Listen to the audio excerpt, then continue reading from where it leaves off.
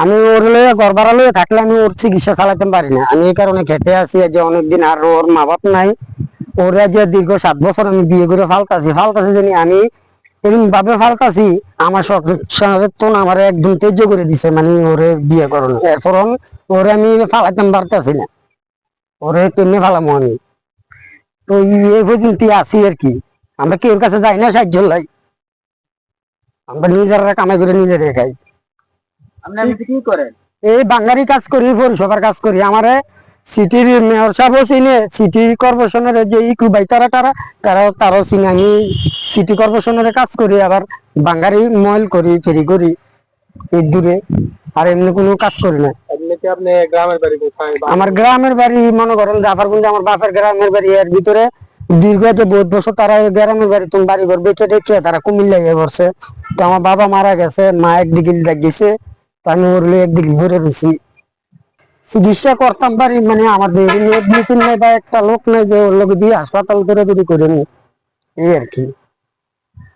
এই ভাসমান অবস্থা আজকে কত বছর আপনি এইভাবে আছেন? এইভাবে আছি এই যে 7 বছর, আর এনে আছে যে 2 বছর। আমি রাস্তার পাশ দিয়ে যাচ্ছিলাম, তো এখানে কিছুক্ষণ অবস্থান করার পরে শুনলাম যে এখানে খুব একটা দুস্থ পরিবার এখানে বসবাস করে অনেকদিন যাবত।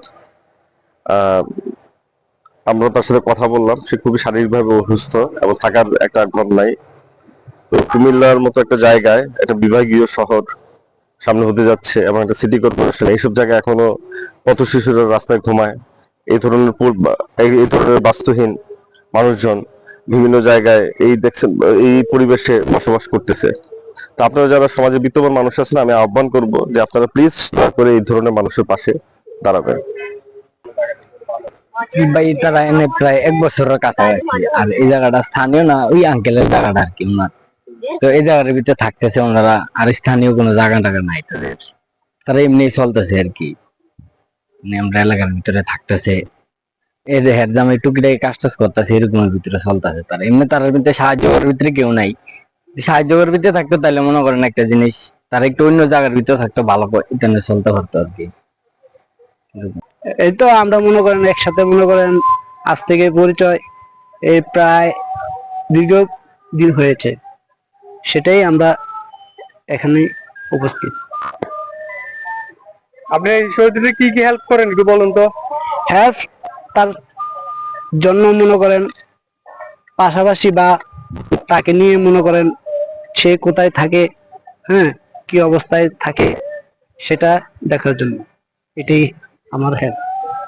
কি সহায়তা করলেন আজকে দিনে শহীদদের? কি মানে সহায়তা করলেন কাজে? সহযোগিতা, সে একা একা যেটা জিনিসটা পারতেছে না, একা যে জিনিসটা পারতেছে না, এটার সাথে আমি মানে অংশগ্রহণ করলাম।